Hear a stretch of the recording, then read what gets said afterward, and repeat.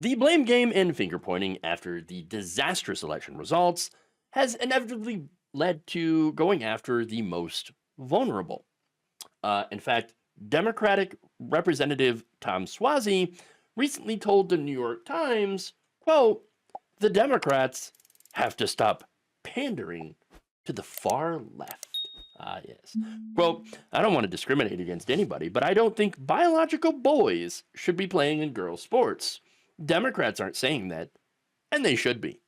Hmm.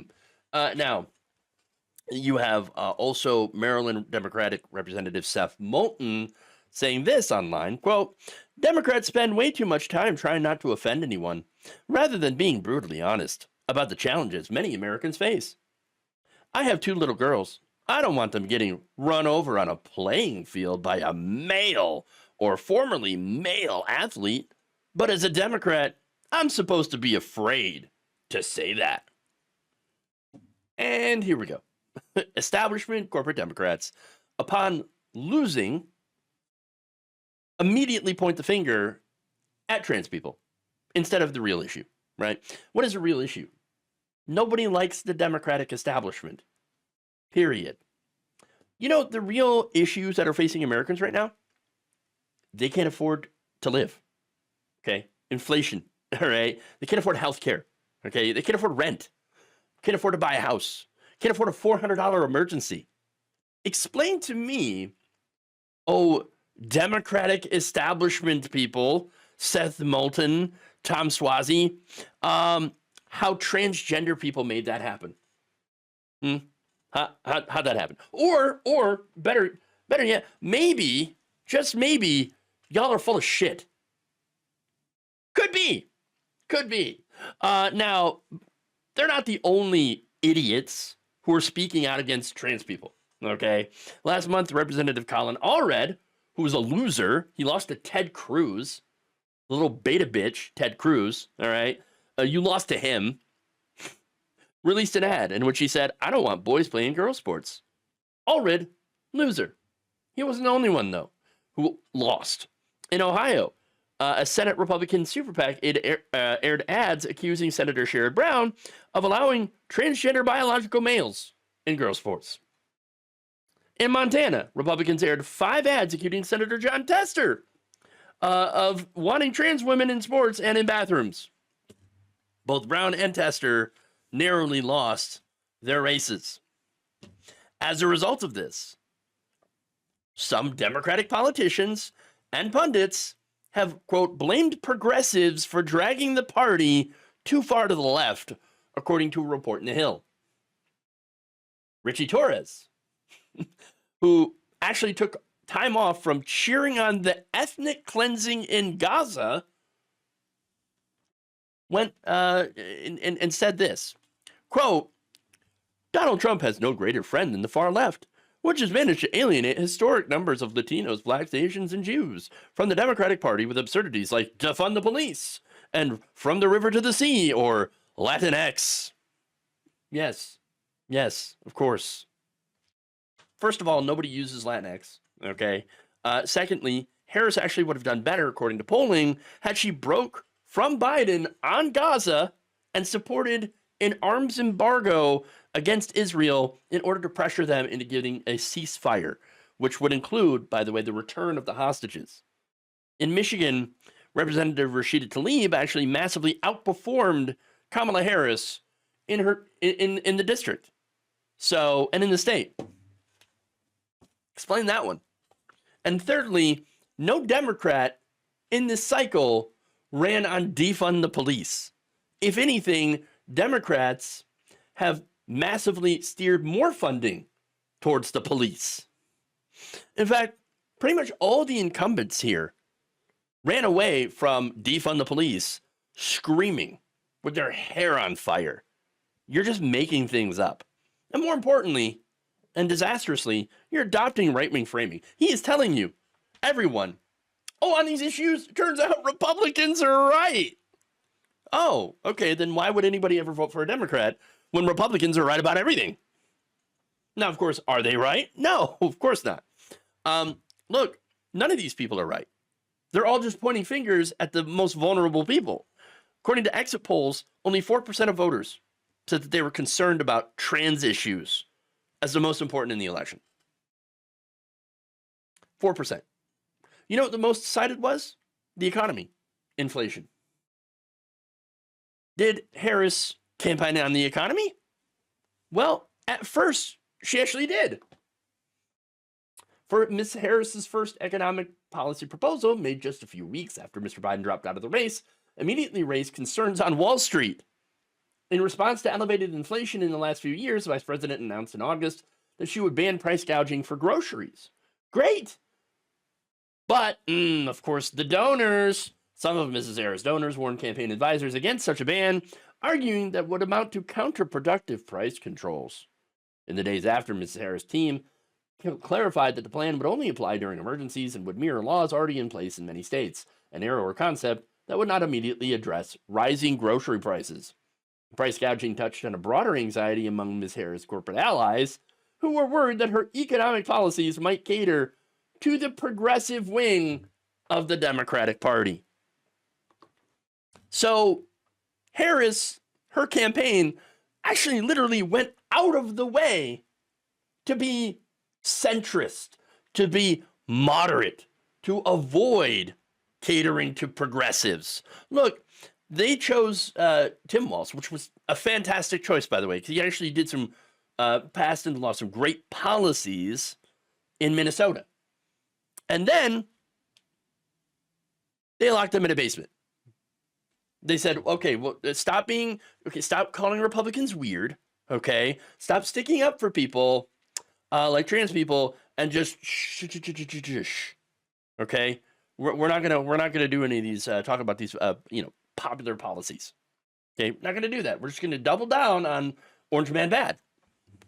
I think at this point, everybody knows how bad Orange Man is. Okay, so, but yeah, there it is. I mean, the donors, they took some of her progressive policy proposals that she had talked about at first and said, whoa, hold on. Whoa, what? No, challenge our profits? Can't let that happen. Nope. And so what happened afterwards? Well, the excitement faded away. Her polls dropped. She ended up losing what little lead she had. And, well, they further dropped, by the way, when Harris began campaigning with billionaire Mark Cuban and, of course, daughter of warmonger Dick Cheney, Liz Cheney. So she also had filled her campaign with Biden staffers and had said, when asked if she'd do anything different from Biden, nope, I wouldn't. Gee, is there any wonder why about 13.8 million 2020 Biden voters stayed home? Oh, it must be the trans people, right? The trans people. This tiny minority of Americans who are disempowered somehow has too much power and influence, and it's enough to shape elections all across the country, nay, the world. Really? Give me a break. No, you realize the only people that were constantly shoving this issue in people's faces were not progressives, or Republicans. Progressives were sticking up for people, okay? We're sticking up for the trans people, all right? Look, Republicans made this an issue. They spent so much money, millions, hundreds of millions of dollars. And they did it because this was one wedge issue that they actually have now. Oh, we got to keep the biological boys out of girls' sports. Thing is, when it comes to sports in schools, for example, right, their assertions are not accurate. Turns out that prior to puberty, there are actually no measurable athletic differences between boys and girls. That's right. Observations, report otherwise, are confounded by societal bias and by access to athletic opportunity. Thus, there is no reason for transgender children who are prepubertal to do anything other than to participate in sport in the sex category that makes sense for them socially.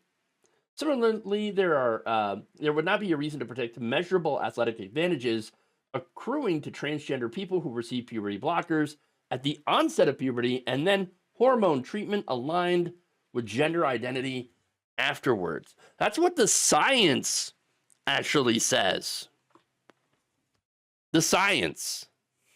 And so, but anyway, even if you were worried, though, about transgender girls in sports, oh boy, well, turns out the number of them is negligible, okay? 75,000 high school kids participated in sports in Utah, okay, the state of Utah. Of those, 4 played sports, and only one of them identifies as a girl. So it looks like the odds of running into a trans athlete is so incredibly low that you're very, very unlikely to run into one of them, okay? And yet, you have both Republicans and corporate Democrats shitting their pants over it. So much so that this became a national election issue.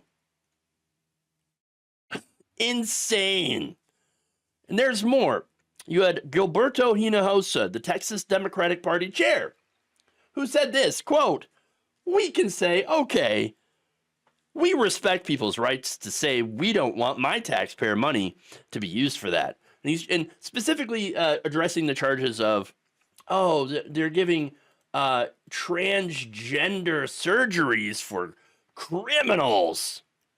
That's right. Kamala Harris argued for trans surgeries for undocumented immigrants and prisoners. Oh, okay. Here's the thing. She never pushed for that. This was actually ordered by the courts as part of prisoners' rights to be provided medical care. Trump's attorney general followed these same policies. Okay? And they also were like, pronouns. Kamala Harris, she used pronouns. She pushed pronouns on people's throats. The pronoun thing? That was when she was introducing herself to a room full of disabled people, including the visually impaired. So, yeah, introducing herself and then giving her pronouns to people who are visually disabled. I can't believe they made, a big deal out of that. But they did. So now, getting back to Hinojosa's statement, he says, quote, we respect people's right to say we don't want my taxpayer money to be used for that, and at the same time support transgender rights. I'm not saying that we need to take that position right now, but when those votes happen, we need to recognize that there are going to be long-term political consequences when we do that. You have a choice as a party, he continued in an interview with KUT News in Austin. You could, for example, you can support transgender rights up and down all the categories where the issue comes up, or you can understand that there are certain things that we just go too far on, that a big bulk of our population does not support. So, yeah, that was him saying F trans people. Great. What now? What did, let me remind you, what they got, the Texas Democratic Party, what did they get for throwing trans people under the bus? Nothing. They lost by 10 points. Getting back to Allred's race, okay? Colin Allred, loser, lost by 10 points. Maybe he could have beaten Ted Cruz. Maybe. Had he focused on, I don't know, economic populism. Maybe. Again, it is Texas, so no guarantee that there was going to be a shift there, that they were ever going to turn Texas blue. But maybe they would have had a better shot. But instead, focusing on dumping on trans people. Because of course, right? Now, Hinojosa issued an apology for statements on Wednesday. Get a load of this. He said, quote, "I extend my sincerest apologies to those I hurt with my comments today. I recognize the pain and frustration my words have caused. In frustration over the GOP's lies to incite hate for trans communities, I failed to communicate my thoughts with care and clarity." Yeah, you know what? Really? Not buying it, dude. I'm not buying it, okay? No, you were clearly willing to throw trans people under the bus. Not just you, but party leaders as well. You're adopting right-wing framing. If you do that, you're not a real ally. You're a fair-weather friend at best. And you know what trans people don't need right now? Fair-weather friends who will abandon them when they just want to get or blame someone for their losses. Okay, pointing the finger at the most vulnerable population, shivving them. Okay, when really they're facing unprecedented attacks against them, their community. They're getting beaten up. They're getting murdered. And now you have these supposed Democratic allies willing to throw them overboard. Why? So that they can stop talking about, or so they don't have to talk about how the party elites have been sucking up to corporations, okay, and giant donors, and not doing populist economic policies, which would actually get voters on their side, because it actually benefits working people. You want to avoid talking about those things because you're, I'm going to alienate my donors. Can't have that. So instead, I'm going to alienate the few trans people that are out there in the trans community, who, by the way, the LGBT community, okay, LGBTQ, they voted overwhelmingly for Democrats. They overwhelmingly support Democrats and vote. But apparently not enough for them because they got to get the monies.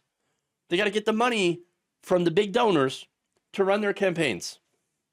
And so, of course, they're going to choose the money over supporting trans people. Always. It's absolutely disgusting and absolutely pathetic. Get it together, Democrats. I mean, you know what? It's already too late. I mean, you've shown that you're more than willing to eject people who need your help the most and who have been the most supportive of your campaigns in order to appease large corporate donors. Well, you've shown us who you really are, so I guess maybe you won't be able to count on their support. Thank you for watching. If you enjoyed this video, please like, share, subscribe, hit the bell icon in order to get notified whenever a new video is released. And if you want to support independent, progressive media through this difficult time where it seems like everybody is shutting down, you can become a member on our YouTube page, you can become a subscriber on Facebook, or you can go to my Patreon. It's patreon.com/Jeff Waldorf. Thank you.